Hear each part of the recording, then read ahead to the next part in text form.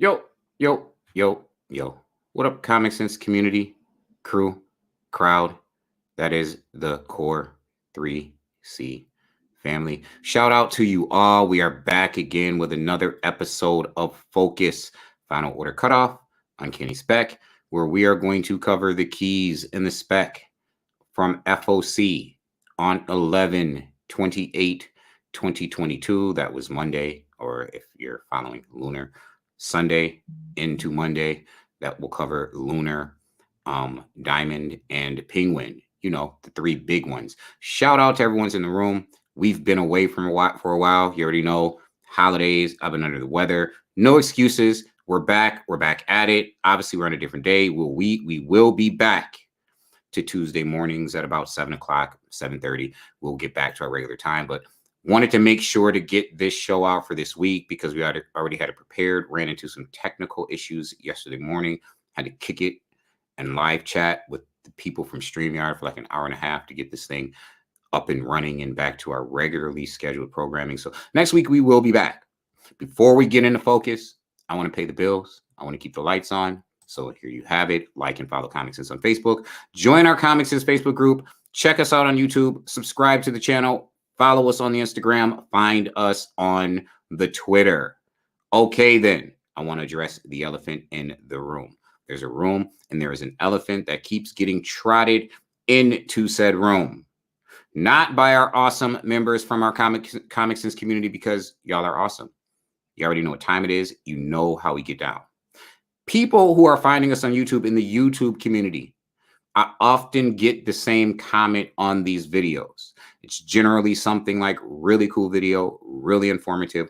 Why do you do this FOC show when it is too late to order books?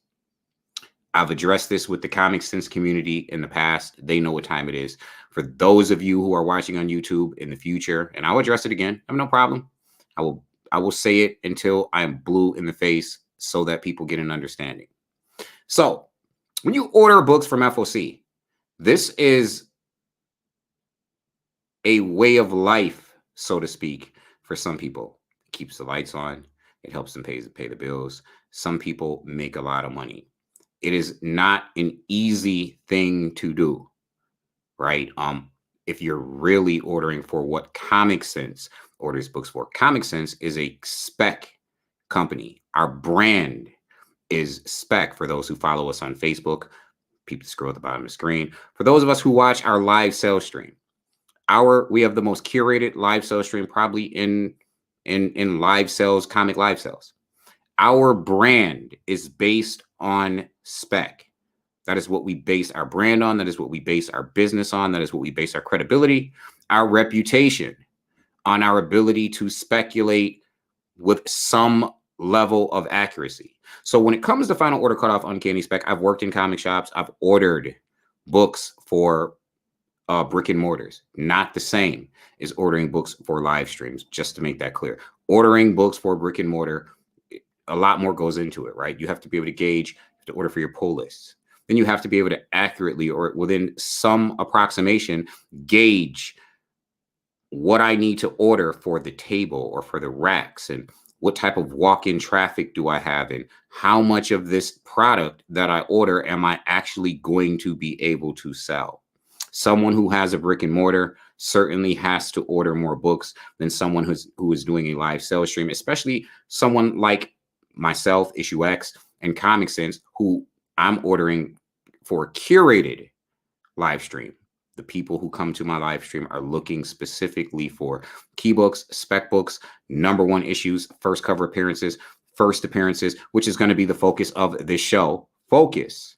Those are the only books that we're going to cover. So what I don't want to do is do somebody else's work for them. I want to make sure that the community is informed.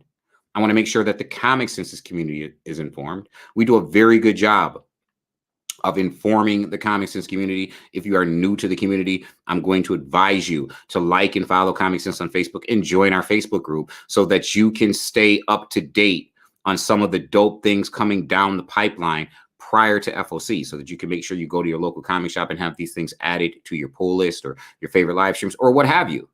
But what we don't want to do is we diligently research.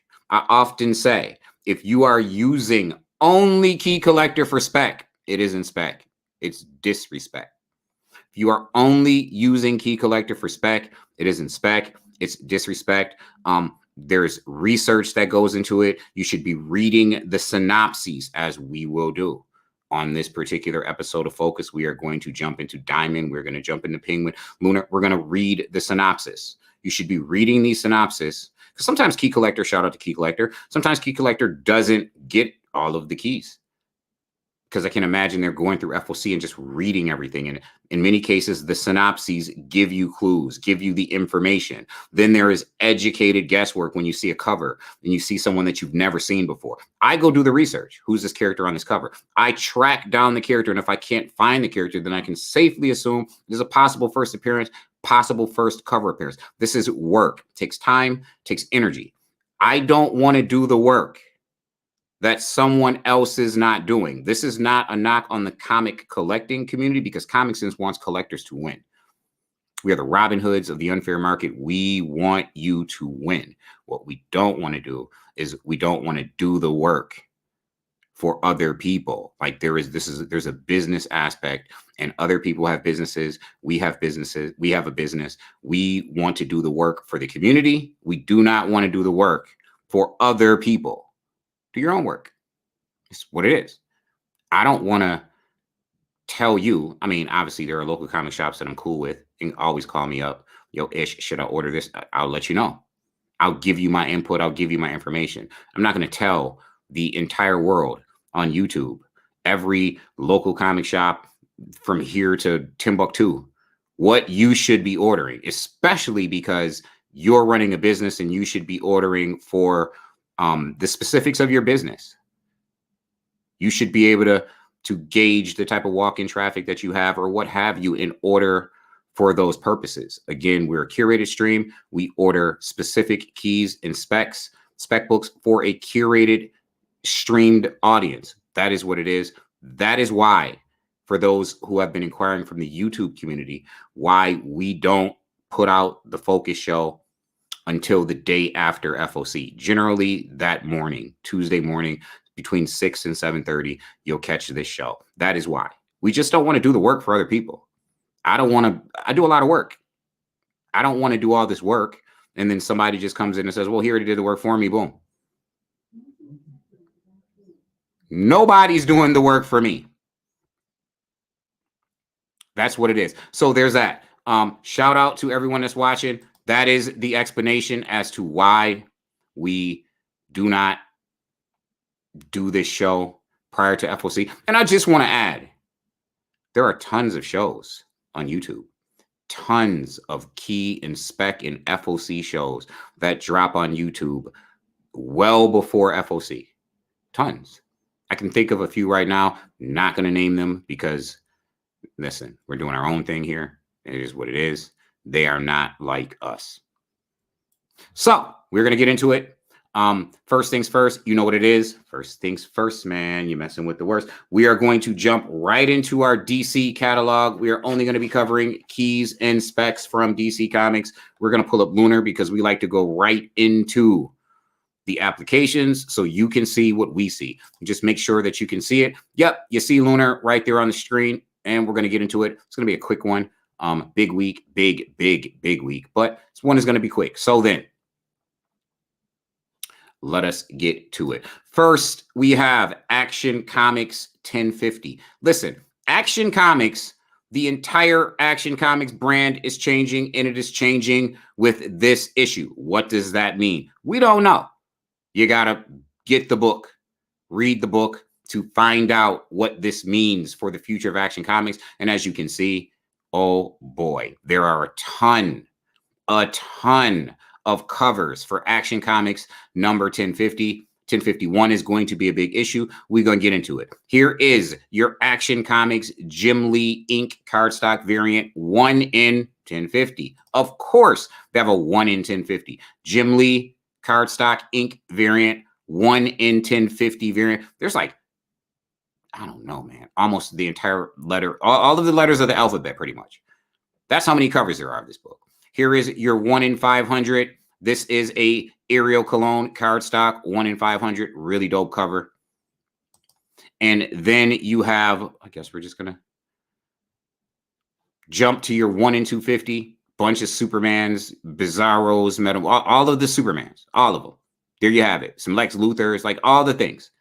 Brainiac, all of them are on this cover. That is your Mike Allred 1 in 250 cardstock variant. And then you have your 1 in 100 Steve Rude cardstock variant, followed by your 1 in 75 Alexander Lozano cardstock variant. And then you have your El Barrio Nuevo cardstock variant, Mi Barrio. And then you have your 1 in 25 John Boy Myers cardstock variant. Tons of covers on these things. And then you have your Action Comics, your team trading cardstock variant. This is one you have to order 250 copies minimum just to get this book. Just this cover. 250 copies minimum of this cover, one of those team variants. That is your team variant. And then you have your cover S, which is a foil. That foil is done by Alex Ross. It is obviously an homage to the old school Action Comics. Probably a cover people are going to want outside of cover A, because you always want cover A. Who did the team variant here? I'm not going to tell us who did the team variant. We're going to assume, well, cover artist various. So it looks like it is it is an amalgamation of a bunch of different covers, previous covers. And then you have your Rafael Sarmiento cardstock variant featuring steel, cover Q. And then you have your Nathan Zerdy cardstock variant, cover P. And then you have your cover O done by Pamela Hoogeboom. That's a really cool cover featuring Supergirl. And then you have your Simone Always Kills It DeMayo cover N cardstock variant, followed by your Steve Lever cover M cardstock variant. And you have your Dan Parent cover L, Lady and the Tramp cardstock variant. Just kidding about that. You have your Riley Rossmo cover K cardstock variant. Your Mike Perkins cover J cardstock variant. Uh-oh, that one is dope. Then you have your Gabriel Del Otto cardstock variant. And you have your Raza cover H cardstock variant. Then you have your John Jiang cover G cardstock variant. Tons of covers on this thing. Love this cover right here. This is Lee Weeks cardstock variant, cover F. Also a cool cover right here by Crystal Kung, cardstock variant. And then your cover D by Megan Huang, cardstock variant. Another Alex Ross homage cover. You already know, a very famous cover. Cover C, cardstock variant. Your cover B, Jim Lee, cardstock variant. And then we have your cover A, Steve Beach, who also showed up. A New Era Rises. A new era for Action Comics. This joint is written by Philip Kennedy Johnson, Tom Taylor, Joshua Williamson, artist Mike Perkins, Clayton Henry, Nick Jergoda, and cover artist Steve Beach. The Dark Crisis is over and a new dawn shines on the DCU. In the wake of the cataclysmic battles with Mongol, Henry Bendix, and Pariah's Dark Army, Kal-El is back on Earth and here to stay. And the people of our planet are ready to look up, up, up, and a way into a brighter tomorrow. Well, most of the people. Clark Kent's reunion with Lois and his son, John Kent, proves fleeting when strikes the ultimate attack from Superman's greatest adversary, Lex Luthor. But this time, something is different. Luthor has stolen something from Clark's life, something so important that it will change the very planet itself. If you think you've seen the biggest battle between Superman and Lex Luthor, think again. This clash will rock the course of their lives forever, and it's only the beginning. 2 years worth of Superman stories come to a head in this oversized anniversary issue with all-star talent that launches Superman and the DCU into an exciting new era. This is Action Comics 1050. Don't want to leave it on the table. Tons of covers. Pick and choose. Make sure you have cover A. You already know. If you're following us in the Comic Sense community, you know how we feel about cover A's. All things being equal, and all things seem to be equal. Make sure at the very least you have your cover A of this book. Next, from DC Comics, Batman number 131. A lot of buzz around this book, so let us see what's up with it. We have your 1 in 100 incentive variant done by Joe Quesada. Really dope. Then you have your Stanley Art Germ Lao 1 in 50 incentive. That is a foil variant. And you have your DNA, your David Nakayama 1 in 25. Then you have your Jason Fabach cover D, your Stanley Art Germ Lao cover C, and another Joe Quesada, this time full color with trade dress cover B, and Jorge Jimenez cover A. This is written by the Chip Zdarsky, artist Mike Hawthorne, Adriano D. Benedetto, cover artist Jorge Jimenez. Gotham City has never been darker or deadlier, and after Failsafe, there is no Batman to save it. Can the fractured ghost that roams the streets survive? Whatever happened to the man known as Bruce Wayne? Batman number 131. Failsafe, done. What's going to happen next? Batman went through some things dealing with Failsafe. Now we have a number one issue because we like number ones. This is Batman, One Bad Day, Catwoman, which is just a weird title, right? Batman, One Bad Day, Catwoman. Anyway, bunch of covers on this joint too. 4 at the very least, going all the way up to a 1 in 100 done by Brian Boland. That is your 1 in 100. I don't know why things keep beeping. Need to stop. That is your 1 in 100 Brian Boland Batman One Bad Day Catwoman cover. And then you have Batman One Bad Day, One Shot, 1 in 50 by Serge Acuna. Batman One Bad Day Catwoman. And then Batman One Bad Day Catwoman, 1 in 25 done by Jessica Fong.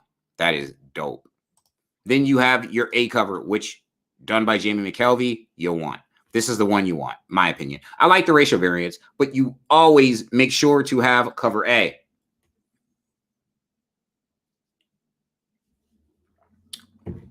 So then this is written by Willow Wilson, cover artist Jamie McKelvey. Selena Kyle, also known as Catwoman, is the greatest thief that Gotham City has ever seen. She's effortlessly stolen countless items of immense value over the years and successfully evaded the GCPD and Batman. But when Catwoman finds out an item from her past is being sold for way more than it used to be worth, it sends Catwoman into a spiral and she'll do everything in her power to steal it back. Batman tries to stop her before she goes too far, and a mysterious figure known as the Forger will change Catwoman's life forever. This is why we read synopses for our spec. This is the reason why we do the show after FOC. Because some retailer who should be doing their homework and giving you the best value available isn't reading these synopses, then they don't read things and they're not able to speculate on things like, and a mysterious figure known as the Forger will change Catwoman's life forever. These are clues. These are hints. Say, oh, do we jump on this book?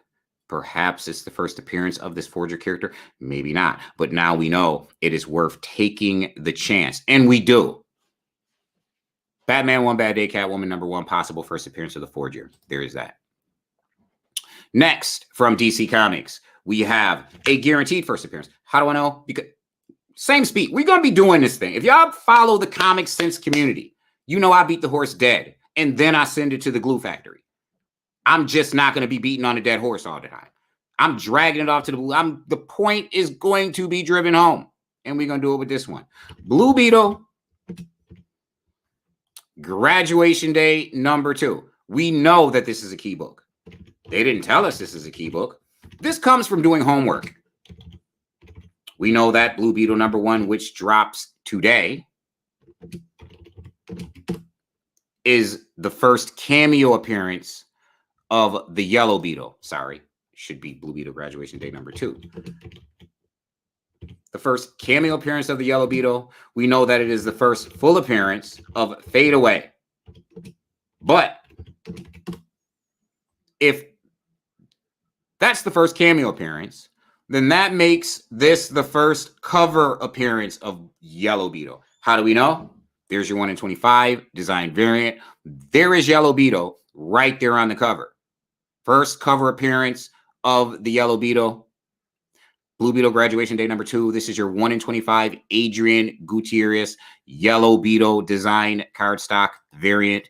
Then you have your Spanish language version done by Adrian Gutierrez, also featuring the Yellow Beetle, giving Blue Beetle the business. And then you have your Blue Beetle cover done by Ramon Villalobos, cardstock variant cover B, cover A.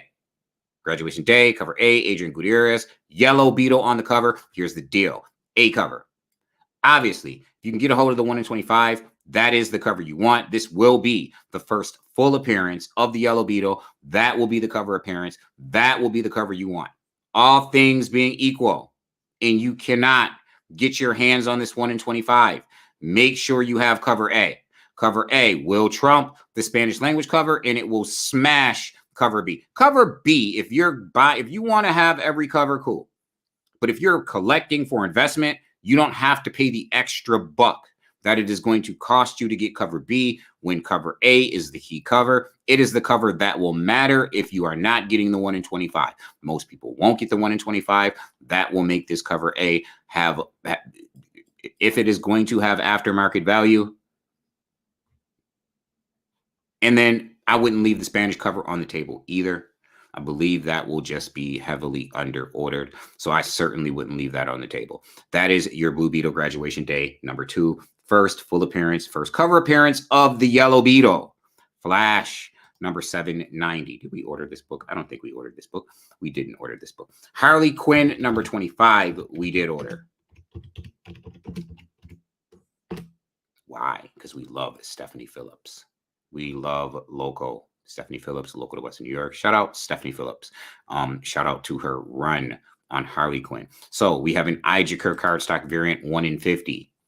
Ijaker always does really cool covers. That is your 1 in 50 Ijaker cardstock variant. Then you have a 1 in 25 Jenny Frisson, Mrs. Telephone Woman cardstock variant. I say that because she phones it in. It's always the same cover, right? Like, come on. Stop phoning it in, Jenny. We love you, but come on. Then you have your Harley Quinn number 25 cover C, L Kaplan cover. Then you have your, excuse me, Francesco Mattina cover B. And finally, oh, they really flipped the script on us. There is a cover F. This is your Kel New Spawn variant cover F. And then your cover A, John Boy Myers, written by Stephanie Phillips, artist Mateo Lally, cover artist John Boy Myers. There can be only one Harley Quinn, or, maybe like 100. Getting a bunch of versions of Harley Quinn, some you've never seen before. The multiverse is a strange place. Old lady Harley, Harley who laughs, Harley who joined a bowling league in Indiana for free chicken wings. We've got the whole game together, and we're ready to put the fun in this multiversal murder mystery, and maybe also cause more murder with a side of mayhem. Join the team for an epic 25th issue of Harley Quinn. You're going to get a ton of first appearances of new Harleys that you haven't seen before. Multiversal Harley Quinns, bunch of them. This next book, also a key book. Keys, Spec, first appearances, first cover appearances. That is what we do here. This is John Stewart's new book. John Stewart is no longer just a Green Lantern. This is the Emerald Knight. And it is apropos because John Stewart is now the Emerald Knight.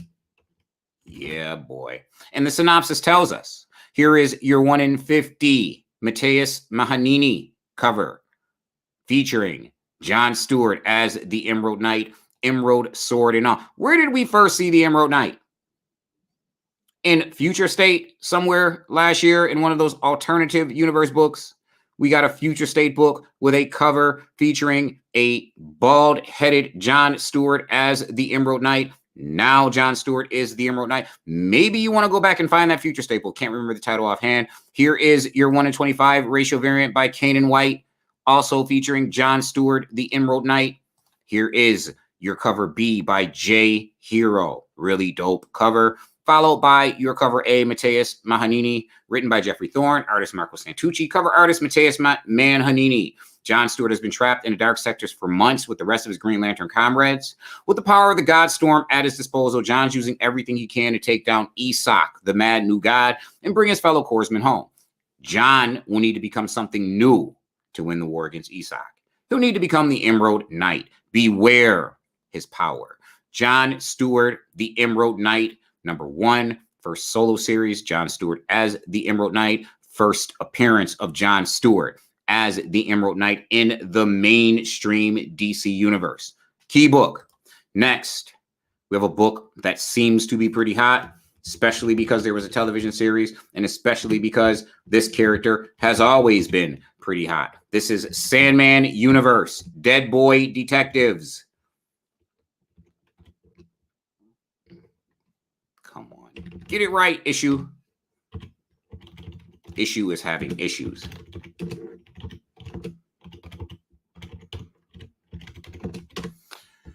Sandman Universe Dead Boy Detectives #1 has a 1 in 50 by Yoshitaka Amano. Beautiful. Beautiful Yoshitaka Amano 1 in 50. And then there is a 1 in 25 cover by Felipe Andrade. Then you have your Tyler Crook cover C. You have your Alex Ekman Lawn cover B. And finally, cover A, done by Nimit Malavia. It is written by Pornsak Pitchett-Schote. Jeff Stokely is the artist, and Nimit Malavia is the cover artist. The Sandman universe grows as two of its most beloved characters return to the spotlight. Charles Rowland and Edwin Payne have been detectives for decades and dead best friends even longer. But their investigation into a Thai American girl's disappearance from her Los Angeles home puts them on a collision course with a new and terrifying ghost that could give even a dead boy nightmares, including a bloodthirsty Kraus. Even scarier than the ghost, though, neither wants to admit it, the boys might be growing apart and perilously close to the boys' adventure. Thessaly, the witch, finds herself held hostage by dangerous magic, both a threat to her life and an insult to her ego that simply will not go unanswered.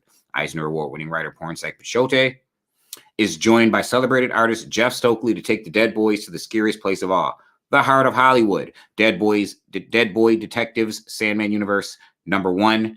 Finally, from DC Comics, we have a new Swamp Thing book. If y'all read that last Swamp Thing series by Ram V, you know what time it is. Arguably one of the best written books to come out of Future State. This is Swamp Thing, The Green Hell, #1. You have a 1 in 25 copy incentive done by Christian Basilisk Ward. You have a cover C, cover G. Oh, this is a second printing? You're already going back to second print, Brody? Really? So it's already gone back to print, and that is your second print done by Doug Monk. That's dope. Then you have a cover C done by Francesco Francavilla. Give your cover B, done by Christian Ward. And finally, your cover A, which is a red-colored version of the second print. This is written by Jeff Lemire, cover artist Doug Monk. The Earth is all but done. The last remnants of humanity cling to a mountaintop island lost in endless floodwater. The parliaments of the green, the red, and the rot all agree. It's time to wipe the slate clean and start the cycle of life over again. And to do so, they've united their powers to summon an avatar, one of the most horrific monsters to ever stalk the surface of this forsaken planet.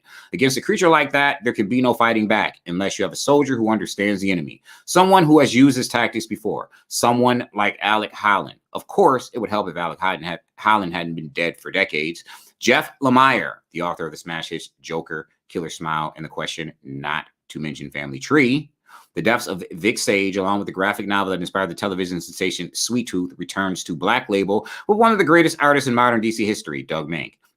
Together, they'll unleash a gruesome monster mash where the fate of humanity rests in the hands of someone who isn't human at all. Swamp Thing, Green Hell, #1, DC Comics. That is what it is. We are done with DC. We are going to... Man. Like, 2 thanks for... Sorry, I want to shout out to the people watching.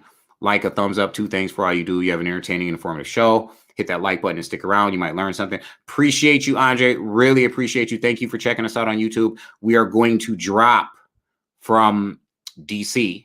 I'm going to go ahead and remove that from the screen. And then we're going to go right into Diamond. Y'all know what time it is. We're going to hit you with these indie books. We're going to hit you with these Marvel books. Let me go ahead and share Diamond, and we're going to get into it. Really appreciate you, Andre Snell. So let's pull up Diamond. Bam. In there, make sure you can see it.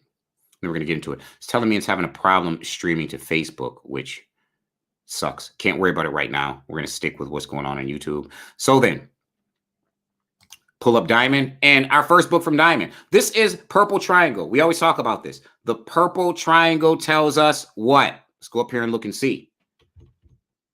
Really quickly. Back order not stocked. That's generally what the Purple Triangle means. The book is out of stock. This is an Antarctic Press book. It is already out of stock. It is already gone. This is ARG, America's Really Got Heroes one shot. You have 2 covers. Here is your sketch cover done by our favorite cover artist, Blank Sketch. Blank Sketch, always putting in work. Then you have your cover A done by Brian Denham. So then, written by Brian Denham, artist Brian Denham, and various cover artists Brian Denham. After a devastating alien attack wipes out the majority of Earth's heroes, it's up to a panel of 3 battle-hardened judges and your host, Skip Intro, to find the generation of saviors via a souped-up reality game show. Who will prove that they've got talent? Who will dance with the stars? Who will be the weakest link? Who will get voted off? A host of comic artists bring forth their own challengers in a dual competition between heroes and creators. Will your favorite win? Back order, not stock. It's already gone. Doesn't even drop till January 2023, and it's already out of stock. So that is ARG, America's Really Got Heroes one shot, coming from Antarctic Press. Next, from CEX. Oh, we're going to have to go back into Lunar. That's cool. We'll get to that. CX, Lunar, there's a book in Lunar called Sereno, #1, which looks really, really cool. I'm going to bring that up before the show is over because we're ordering that book. You should get that book. Make the phone calls, call the people, have it on your pull list. Next, we have another book dropping from Antarctic Press. This is Punchline Special, not the DC Punchline. This is Antarctic Press's Punchline. Also back order out of stock as indicated by the Purple Triangle. So then, this is your Matthew Weldon cover. Dope cover. Written by Andre Lil, Bill Williams, artist Andre Lil, cover artist Matthew Weldon. It's wall-to-wall 1-2 punchlines in the special crossover one-shot. Talented ventriloquist Camilio Wallace, also known as Veritas Man, is nearly broken after paying for a special superhero suit, and so is now on a quest for treasure. Along the way, he finds an ally in Versima, along with generosity, action, and a source of unlimited bacon. Unlimited bacon. What a lucky guy. This is Punchline Special #1 from Antarctic Press. No preview game on that, so we're going to move along to the next book, and that is coming from Boom. 2 dope books coming from Boom. 2 very dope books coming from Boom. The first one, man, this one was tough. This is Book of Slaughter, right? We're back into the house of the king of the tiny onions. We're back into Tinian's house. Book of Slaughter #1 has a bunch of covers, not cheap covers. $9.99 cover price with that. Let me just make sure we got them all because there's a ton of covers on this thing. Yep, we got them all. So we're going to start off with your BG or Boom Guarantee variant done by Dylan Todd, just featuring the dragon emblem of the House of Slaughter on an old style book. Then we have your 1 per store done by Werther Deladera. That is your 1 per store unlockable. Then we have your FOC reveal cover, not revealed until the Friday, like this particular Friday that just passed before FOC. Deadline to put new covers on is Friday, always Friday. Then we have your 1 in 25 Stephanie Hans 1 in 25 ratio variant, followed by your Dan Mora 1 in 10 copy incentive. And then you have your Werther Deladera cover B. And then you have your Dan Mora cover A.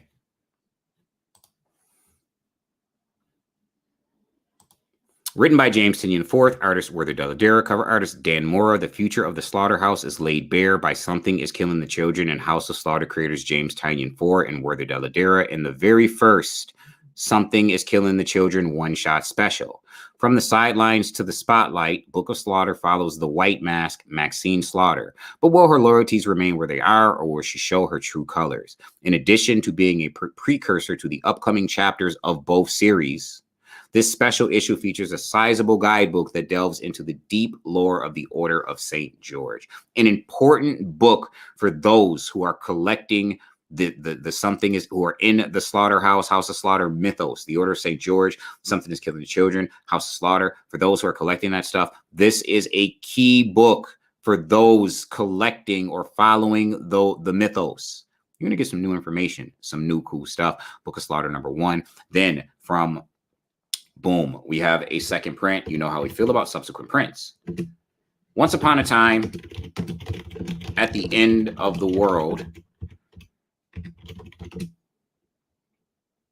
#1, second print. And let me go ahead and bring this Y up out of here. What did I do? Once Upon a Time at the End of the World. Once Upon a Time at the End of the World. Okay, we did everything.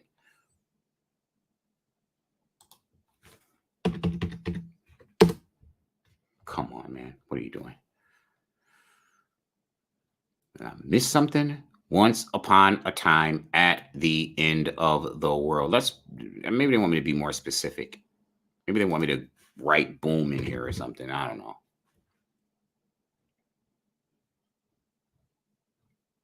We ain't gonna do it though. We're gonna pull this up. Boom Studios. This should do it. And it does it. All right, that's what we're gonna do. Once Upon a Time. Y'all don't want to tell me that's what we got to do. That's what we got to do. Once Upon a Time to get Once Upon a Time at the End of the World. All right. So Once Upon a Time at the End of the World. It is a second print. Let's go to the next page.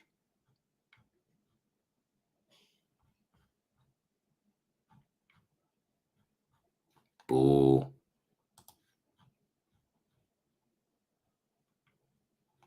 All right, this is what we're going to do here. Oh, I see. They want me to put Once Upon a Time at End of World. They don't want me to put the duh.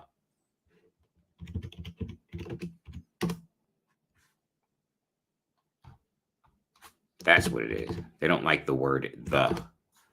Here it is. Your Once Upon a Time at End of World. Even though it's Once Upon a Time at the End of the World. Second print. This is your Harding, Abigail Jill Harding cover. It is a really cool cover. Written by Jason Aaron. We love Jason Aaron right now writing a definitive run on Avengers. This could be Jason Aaron's 8 Billion Genies, right? His first indie book in a very long time. Artist Alexandre Tefenki. Cover artist Abigail Jill Harding. In this epic post-apocalyptic tale, Maceo and Mezzi have never met anyone like each other, and they'll need all the help they can get to survive a planet ravaged by environmental catastrophe. This epic trilogy, each issue overflowing with 30 story pages, spans a lifetime as philosophical differences tear at the threads holding Maceo and Mezzi together. Will they and the earth beneath their feet ultimately be torn apart? New York Times bestselling, Eisner and Harvey Award-winning and Marvel flagship writer Jason Aaron, Thor the Avengers, Southern Bastards, launches his most ambitious creator-owned series to date with the first of 3 unique artistic partners. Eisner-winning artist Alexandre Tefengi, The Good Asian, dope series there as well. To take on a vision of the end of the world that's brutal and nostalgic, whimsical and grounded, and ultimately timeless, this could be a sleeper. If you bought the first print, fortify your investment with the subsequent print always. Do not be the person who bought New Agents of Atlas #1 and did not buy the second and the third print. Not be the person who bought Something That's Killing the Children #1 and left all of those other prints on the table. There is value there. How about Captain Marvel #17 second print? Crazy book. Crazy book. Out of your price range right now. Crazy, crazy book. Do not leave the subsequent prints on the table. If you invested in the first print, fortify your investment with the subsequent print. IDW. Book that should be on everybody's pull list. Key after key after key after key. This is Teenage Mutant Ninja Turtles 136. We get it.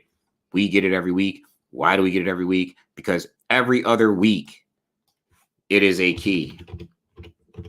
I hate Diamond sometimes.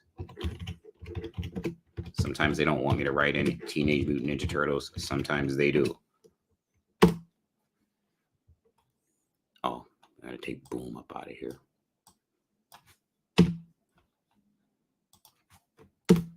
Making me do too much today. Now they just want me to write TMNT. Told you. Teenage Mutant Ninja Turtles number 136. Here is your 1 in 10 copy incentive done by Freddie Williams II. Is there anything particularly key about this book? Nothing that we saw when we read the synopsis. Here's your George Eastman or Kevin Eastman cover. Obviously, Kevin Eastman covers are never shown at time of FOC. They always come later. And then here is your Pharaoh Pay cover A. Nothing particularly key. This is one of those books that we make sure to order every issue of, because like Captain Marvel, every other issue turns out to be key. So there's that. Written by Sophie Campbell, cover artist Pharaoh Pay. We already know we are in the midst of the Armageddon game. Armageddon game tie-in. As Donnie, Angel, and Carmen fight desperately to save the Regenta Siri from Ultram assassins at the Turtles' home lair, Jennika wages her own battle against the imposter Teenage Mutant Ninja Turtles in the streets of Mutant Town. Meanwhile, the EPF, under the direction of Colonel Knight and his Dark Order mercenaries, are mounting an invasion to put down the mutant threat to humanity once and for all. And outside of the Mutant Town walls, Venus, Bludgeon, and Koya are beginning to question their loyalty to Karai and the Foot Clan. Can the good guys come together and prevail against the deadly threats that surround them on all sides? Or will the Rat King and his Trio of Terror win the final trophy in the Armageddon game? Love that you have 6 turtles running around with Venus and Jennika, Venus de Mayo and Jennika joining the fray with the other 4 turtles. Love that. Really love the idea of more turtles than the original core 4. That's really cool to me. That having been said, we don't like to leave Teenage Mutant Ninja Turtles on the table, so we are not going to leave Teenage Mutant Ninja Turtles on the table. Next, we have another Teenage Mutant Ninja Turtles book. This one is always hard to type in. It is The Armageddon Game, number 4. We are all about the Armageddon Game. 130 plus issues culminate in this, the biggest crossover in the history of Teenage Mutant Ninja Turtles. We've already gotten tons of first appearances. Let's see if they'll take just that, and they will. But it is an alliance. It is just Teenage Mutant Ninja Turtles Armageddon Game number 4. Here is your 1 in 10 copy incentive done by Pasquale Quilano. That is a really cool cover. Really, I had never even seen this person before. This is how you spec. Never seen him before. Probably a first appearance. I'm not going to jump off the porch and say as much. Here is your cover B. This is done by Gavin Smith, Teenage Mutant Ninja Turtles Armageddon Game number 4. Gavin Smith cover. Next, we have your cover A. Well, we have a cover C as well. That is by Kevin Eastman. That is Turtle versus Turtle, the imposter turtle versus the original turtle. And then you have your cover A done by Vincenzo Federici, featuring a character never seen before. Again, don't leave Armageddon Game on the table. That's all I'm saying. Teenage Mutant Turtles should be able to pull this anyway, because every other issue, at least from issue 95, has been key. Like every other issue. 101, 105, tons of keys. That having been said, this is written by Tom Waltz, artist Vincenzo Federici. Chaos begets chaos as the contest for the road continues. Players on all sides are quickly finding their game plans in absolute disarray. Unexpected participants and unforeseen pitfalls have combined to create havoc in 3 separate dimensions, and heroes and villains alike are forced to make counter moves to their counter moves. And all the while, the wily Rat King laughs in the shadows. This is Teenage Mutant Ninja Turtles, The Armageddon Game number 4. That was IDW. Next, from Image Comics, 2 really dope books. One of them you should be getting every issue of.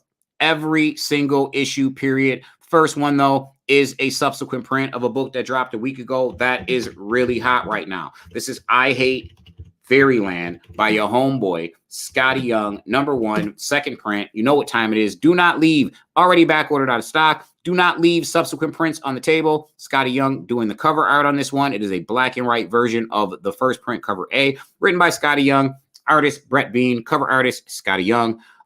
Scotty Young brings back the hit comic I Hate Fairyland for an all-new ongoing series. Everyone's favorite green-haired, axe-crazed maniac returns in this Deadpool meets Alice in Wonderland adventure. Gerd is all grown up and living in the real world. Times are tough, and the only job she's qualified for has her trying to find her way back to the place she hates the most, Fairyland. That is what it is. Subsequent print, number 1. Don't leave it on the table. Next, from Boom, a book I'm saying that everybody should have every issue of. And I'm going to tell you why. I'm not from Boom, from Image. I'm going to tell you why. And I keep saying this. This is the Image 30th anniversary anthology. The thing about anthologies is the spec potential is high. This is number 9. Why is the spec potential high? Because it is an anthology. You are getting a bunch of creators, indie creators, throwing potential. They're either going back to some old stories. They're bringing new stories. You're getting new characters. Do we have examples of this? How about the very hot Image comic, Kaya? Where did Kaya make her first appearance? I believe it's Image Anniversary Anthology number 3, perhaps number 2. Where did she make her first cover appearance? Image Anniversary Anthology number 4. Stupid, dope, Scotty Young's property. You can only find it in the Image Anniversary Anthology. James Tynion's upcoming property first appeared in the very last issue of Image Anniversary Anthology number 8. The first appearance of James Tynion's upcoming new Image property. If you want the first appearance of those characters, you have to go back and track down the Image 30th Anniversary Anthology issue number 8. This is why we don't leave this book on the table. This is why we order every issue, because the speculative potential is high when you have an anthology where that's going to last for a year and different creators can just bring you different iterations of stories. If any one of those stories is popular, you're going to see it in print outside of this anthology, i.e. Kaya. Already back order, not stock. Here is your Spawn variant cover done by John McCree. That is your Spawn ratio variant cover. And this is the first issue that has more than one cover. Well, with the exception of issue number 1. And then you have your Sean Phillips cover A. Tons of creators in this thing. So, it is written by Ed Brubaker. I believe Jeff Johns' story must be done. In various, artist Sean Phillips. In various, cover artist Sean Phillips.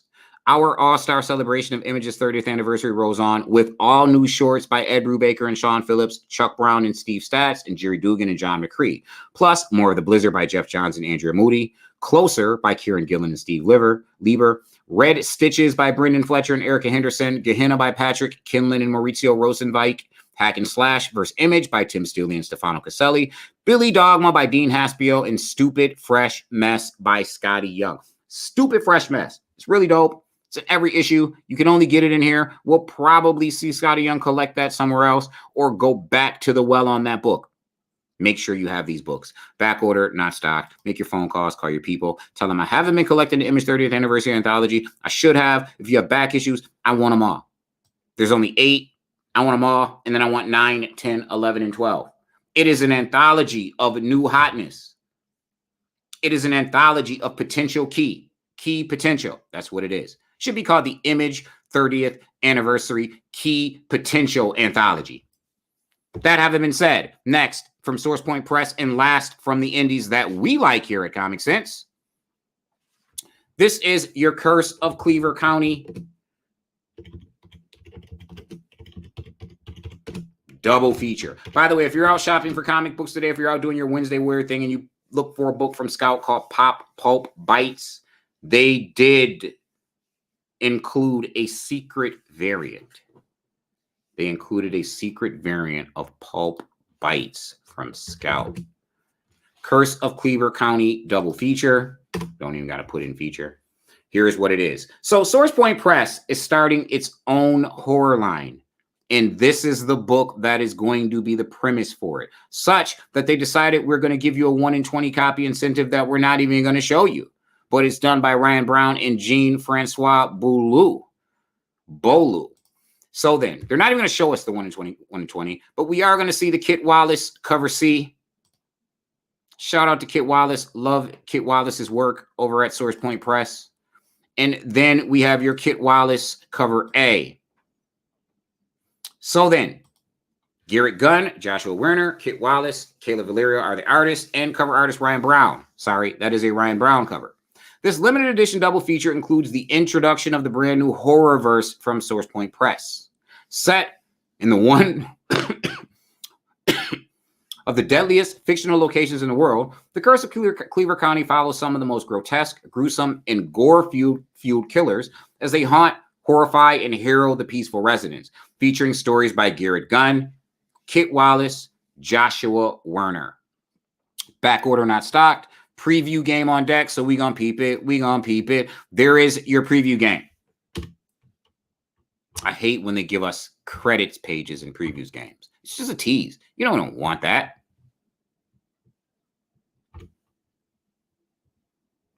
Definitely Kit Wallace work. That is The Curse of Cleaver County double feature. And that was the last of the indie books that we like. Now we're going to jump into Marvel. Marvel's got some really cool keys dropping as well. You already know. We're going to jump into Marvel. Then we're going to wrap it up and get up out of here. Amazing Spider-Man number 17. Probably going to be the key of the week. I mean, I think there are bigger books, but Disney, right? We are getting the first cover appearance of tons of Disney characters in a Marvel book. Mickey Mouse has already appeared. Humberto Ramos cover, I believe, Marvel Comics 1000. We already got Mickey Mouse, but these Disney homage variants are already going crazy in the aftermarket. They're already going crazy. People are already asking for a premium dollar for this book. This is probably going to be the key of the week. They're finally going to show us the one in 25 copy incentive because it had not been visible. Wow. I mean, they're okay. So we're gonna open this up a little bit because there wasn't this many covers visible. All right. So here's your cover. Well, you know what? I'm gonna start at the back because they want to give us tons of cover A's. They already want to go to second. All right, so here it is. Here is your McGinnis design variant. They're still not going to show us that one. That is the design variant. Cover not yet released. This is done by Ed McGinnis. They are not going to show us this one yet. Then you have your John Romita Jr. homage to ASM 50 cover. Dark Web tie-in, by the way. You have your 1 in 25 copy incentive cover, which they're finally showing us somehow a tribute to. Looks like it's an Amazing Spider-Man 300 and a giant size X-Men tribute all at the same time. Don't even know who that. All right, is that the Beast in a Spidey costume? I don't know. Either way, that is your Ed McGinnis 1 in 25 copy incentive. Then here is your cover A, done by John Romita Jr. But the big covers, the covers that everybody wants, right, are these two covers. Your Disney 100 variant, which is just a regular cover featuring the first cover appearance of tons of Disney characters with the exception of Mickey Mouse. This is the first Marvel appearance on any Marvel cover of any of these Disney characters with the exception of Mickey Mouse, who has been on a cover. You already know what that book is doing. The Humberto Ramos cover of Marvel Comics. I believe it's Marvel Comics 1000. That one per store cover with Mickey Mouse on it has been going for crazy loot on the aftermarket. This is the reason why people are excited. Disney 100, What If Mickey and Friends Were Earth's Mightiest Heroes, 100 Years of Wonder. You're getting Minnie, Goofy, Pluto, Donald Duck, Daisy Duck, also in this sensational issue. Like, you're getting it all. This is the cover that people are clamoring for. I know we already pre-sold tons of this cover at less than cover price because that is what we do. Then there is your 1 in 100, which is also the cover people are really going to want. Normally, we say all things being equal, you want cover A. There is no first appearance in this book. All things are not equal. When all things are not equal, you want the cover that is going to give you the best investment value. That cover is going to be one of these two covers. This is done by Lorenzo Pastrovicchio. It is going to be this cover and the 1 in 100 variation. That is the cover that you should be looking for if you are collecting for investment. It's written by Zeb Wells, artist Ed McGinnis, cover artist Lorenzo Pastrovicchio. Round 1 is over. Peter Parker finds himself trapped in limbo. Peter not only has to find his way back home, but he has to do it in a truly hellish fashion. And who is shadowing him? So, again, the reason why you want this book, nothing particularly special in this Dark Web tie-in, with the exception of these Disney variants. Can't say this enough. This will probably be the hottest selling book the week of release. It is what it is. Every retailer should have ordered 100 copies. This one is a no-brainer. It just is. You're going to sell this cover. You're going to sell this cover. It's what it is. Avengers War Across Time. We ordered that book because it is number 1, because we love Jason Aaron, because everybody should be collecting Avengers and Avengers Forever right now. Tons of keys in the last 10 issues of Avengers by Jason Aaron. Tons of keys in Avengers Forever. Tons of keys in both of those books. Jason Aaron is writing the definitive run on Avengers, period. He's responsible for his own era. He is synonymous with Avengers in the 21st century. Avengers, war across time. Number one, this is beginning a culmination of everything that we've seen in Avengers and Avengers Forever. And if you've been reading, you know, like multiversal Doom, the worst and most powerful incarnation of Doom, has put together the worst and most powerful incarnations of the Masters of Evil. And he has been giving the Avengers hell across the multiverse and across time. So the Avengers have had to team up with the Avengers 1 million BC, the modern day Avengers, and the Avengers Forever, which are the greatest incarnation of any Avengers team ever. It's the greatest version of Captain Marvel in the form of the Hero Corps. It's the greatest version of Captain America. It is the greatest version of Black Panther in the form of the Star Panther. You're getting the greatest version of Thor in Thor, the Iron Fist version of Thor. Like, it's crazy. It's crazy. The type of the iterations of characters that you're getting, first appearances of. You got Iron Man as Ant-Man, Tony Stark as Ant-Man. Anyway, we're going to get into it. We're going to get into it. Here is your 1 in 25 copy incentive done by Lionel Francis Yu. Throwback, old school. And then we have your Davis variant. This is done by Alan Davis, ye old clandestine artist. And then you have your Martin Kokolo variant featuring Captain America. And finally, you have your cover A, which is the cover I would suggest people pick up. This is the cover, cover A. Written by Paul Levitz, artist, cover artist Alan Davis, the Iron Man, Captain America, Giant Man of the Wasp, the classic Avengers against the Hulk on the streets of New York. It's the beginning of a showdown with Kang the Conqueror that will span the centuries. Eisner Hall of Famer Paul Levitz makes his Marvel debut, unless you count a letter in Amazing Adventures #5. Team with acclaimed artist Alan Davis. Okay, so this is actually a different story. I'm actually confusing it with the Avengers joint that drops today, as a matter of fact. The culmination of that particular storyline, which drops today. This is the old school core Avengers versus the Hulk. A lot of throwback stuff going on here. We saw that with the Spider-Man series, Savage Spider-Man, that dropped earlier. The new Fantastic Four series featuring Wolverine and Ghost Rider and Hulk and Spider-Man. A lot of throwback stuff going on. This is one of those throwbacks. Old school Avengers versus the Hulk. Can't lose with that. Next, we have Blade Vampire Nation, #1, second print. We already know what happened in the first print. We know that Blade is playing sheriff for Dracula. If you bought the first print, fortify that investment with the second print. This is a different cover done by Valerio Giangiordano.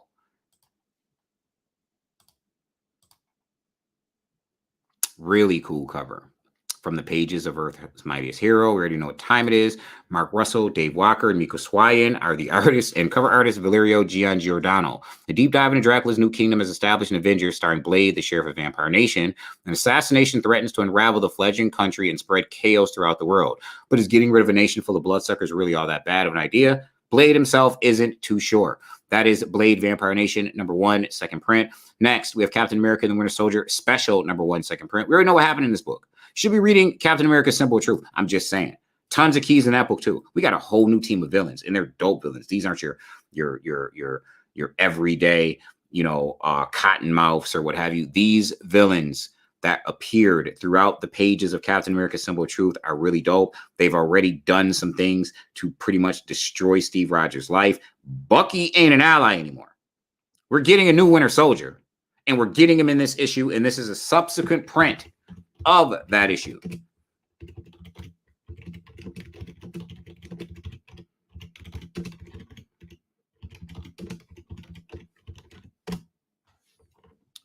Captain America and the Winter Soldier Special, #1. What are we doing here?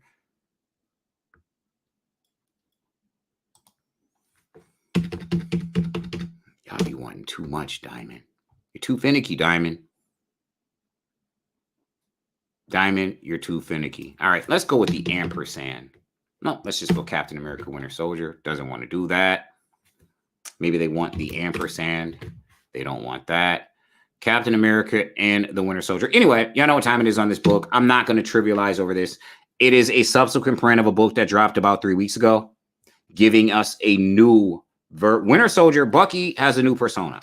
New outfit, new look, new persona. That is what it is. This is going to be the second print. And keeping in line with our second prints and our second print speech, if you bought the first print, if you invested in the first print, Gold Goblin #1, second print, first solo series featuring Gold Goblin, first Norman Osborn solo series, cover artist by Marco Cicchetto. Look at that cover, man.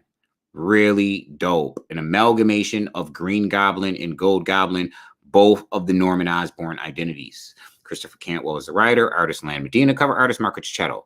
It's not easy being Gold. Norman Osborn's sins may have been cleansed, but his memories weren't, and he's done plenty of horrific things to remember. Norman's worked hard to avoid all things Goblin and to stay on the straight and narrow. Consequences and Amazing Spider-Man pushed him to try superheroing, and he liked it. But when the media dub him the Gold Goblin, he has to start wondering, can he ever get away from the Goblin inside? Do we like the idea of Norman Osborn as a good guy? How long will it last? Read the book. I'm not sure I'm keen on it. Not sure. But Marvel seems to want to go full steam ahead with it as if he's Deadpool. He's got that type of Deadpool popularity or something. People aren't screaming, give us more Green Goblin. Give us more Norman Osborn. But this Gold Goblin thing, if you're collecting for investment purposes, make sure you have Gold Goblin #1, second print. Incredible Hulk #1, facsimile edition. For those of you out there in YouTube land who don't know our spiel on Comic Sense, here's the spiel. Here is why we like this facsimile edition. This is a viable alternative when you're priced out of the market on Incredible Hulk #1. Done deal. Can't afford it.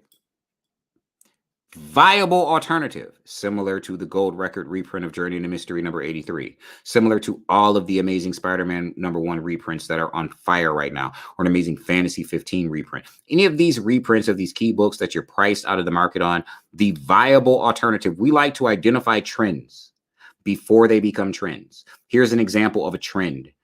When people couldn't afford first appearances, first solo series featuring those characters started to have value. They still have value.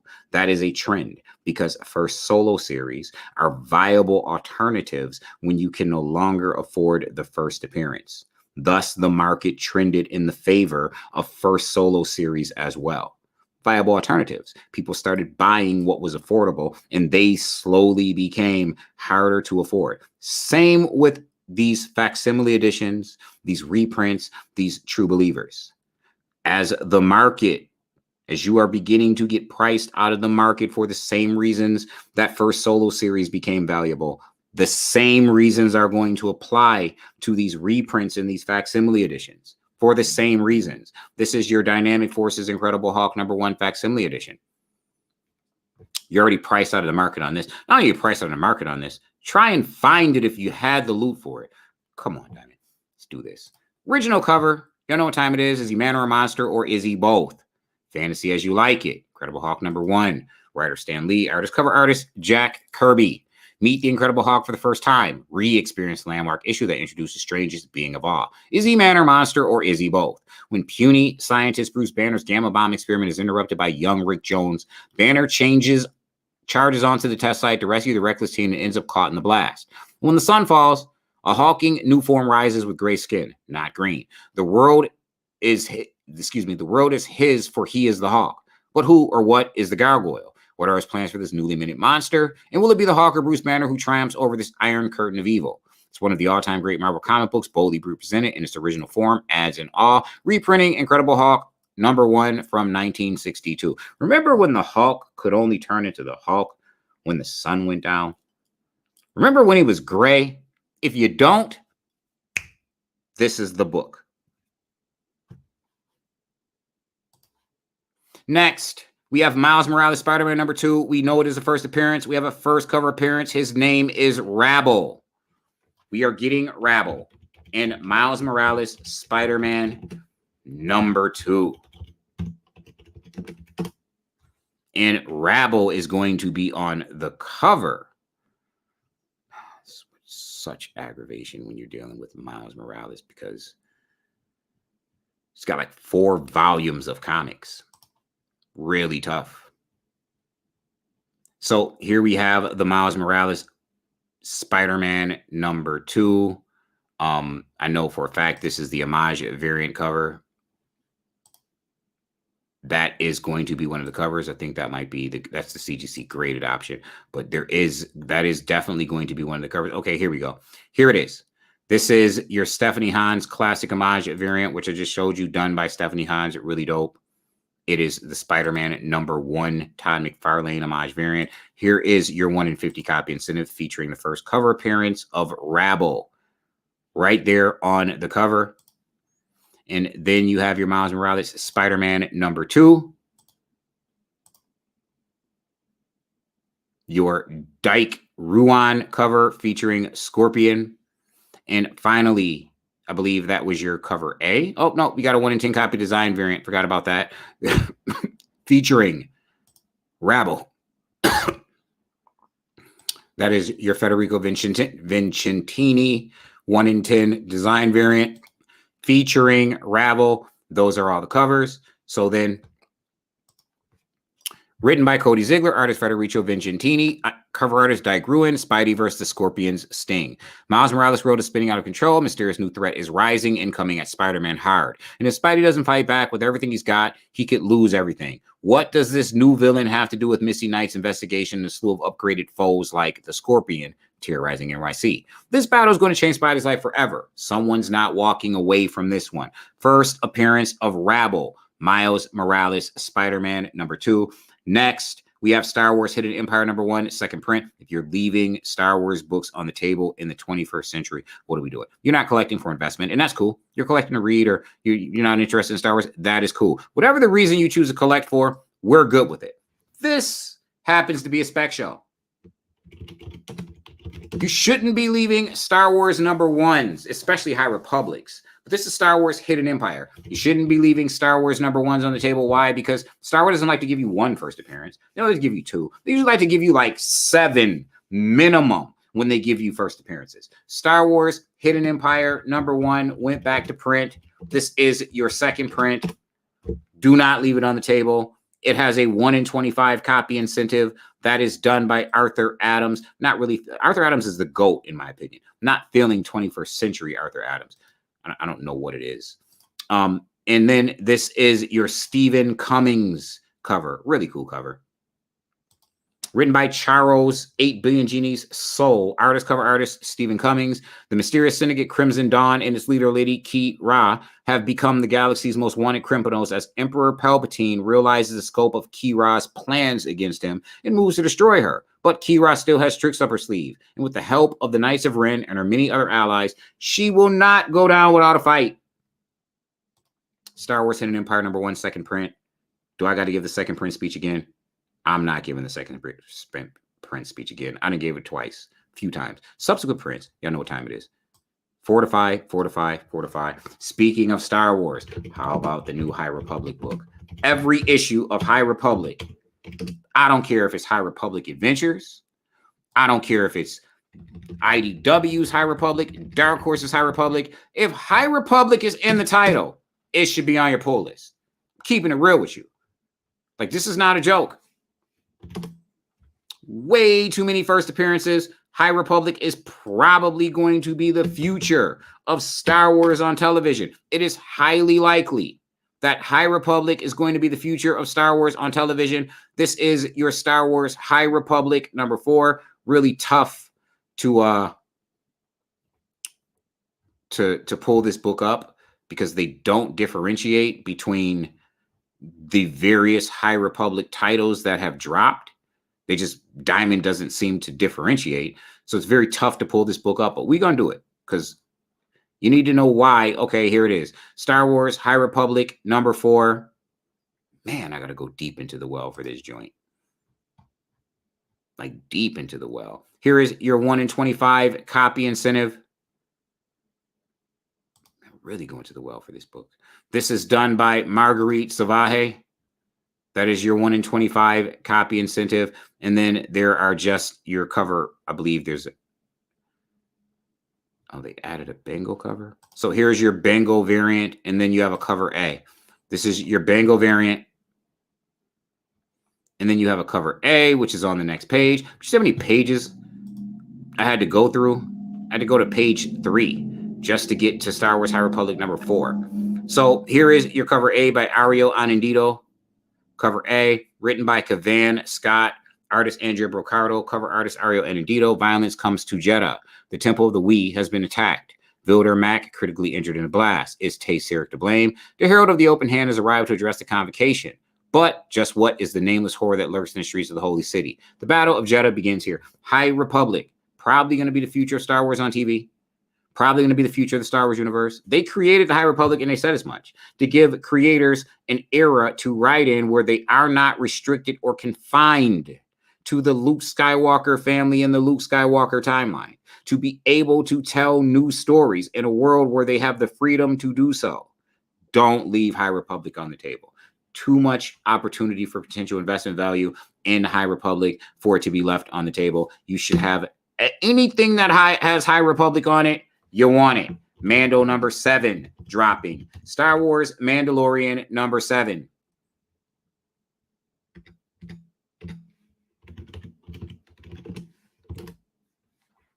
Come on, man.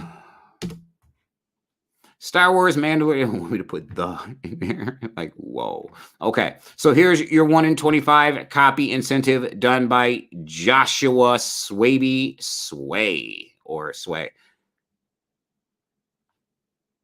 That is your 1 in 25. Here is your concept art variant done by Concept Art. Here is your 1 in 50 done by Torrin Clark. That is dope. And then you have a cover A featuring Grieve Trinis. This is written by Rodney Barnes. Artist Jorge Janty. Cover artist Stephen Niven. The Reckoning. An old contact extends an invitation for the Mandalorian to make peace with his enemies. The Reckoning. The Mandalorian number 7. If you're following the series, you know which issue should be key. The television series. You should have every issue. And last, but certainly not least, and the header to this particular episode of Focus. This is Tiger Division number 3. You're not going to find this on your key collector. You actually have to do the work. And it's not even tough work. When I tell you it's not even tough work to know that this is going to be a key book, this is the reason why it is the header of this particular episode. You're going to see. Here is your Caselli variant by Stefano Caselli. You're going to see why. Open this stream up with an explanation as to why we don't do this before the close of FLC, because we don't want to do the work for other retailers. And it's not even difficult work. Here is your 1 in 25. It is difficult ordering books, but sometimes you'll see. That is your 1 in 25 in Yuck Lee variant. Sometimes things are no-brainers. Here is your Ron Lim trading card variant. And when I say no-brainers, take a look at cover A. Right there on the cover, someone we've never seen before. First cover appearance, never seen this character before. And this is your Kreese with 3 E's Lee cover, thus giving him 5 E's. Kreese Lee cover, written by Emily Kim. How about A New Villain Emerges? All caps. All you got to do is open up the synopsis and read. A new villain emerges. All caps. Will Tiger Division have what it takes to stop him before it's too late? Meanwhile, Taiguchi discovers a startling truth about his own origin. All will be revealed. Cover A. All things are not equal. Cover A is the cover that you want. Yeah, the racial variants are cool. I'd get the racial variants. I collect this book. Cover A, making sure to have cover A.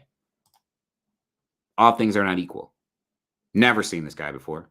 They tell us right in the synopsis, all caps, a new villain emerges. How do I order books? Gauge your audience, gauge who walks in, gauge your walk-in traffic, gauge what you do per week. Open up the synopsis and read them. If you are using only Key Collector for Spec, not Spec, disrespect. If you are only using Key Collector for Spec, it's not Spec, it's disrespect. You have to read, you have to do research. So I hope this particular episode of Focus, I know I was loquacious, I talked a lot. I wanted to use this episode as a way to give you an actual example as to why, as I was telling you earlier, we do this because people keep asking. We do this show after FOC. Hopefully I gave you some examples of some of the work that goes into it. Some of it is very simple. You just read a synopsis and you say, oh, a new villain, all caps. Does that mean I should spec on this book? Probably.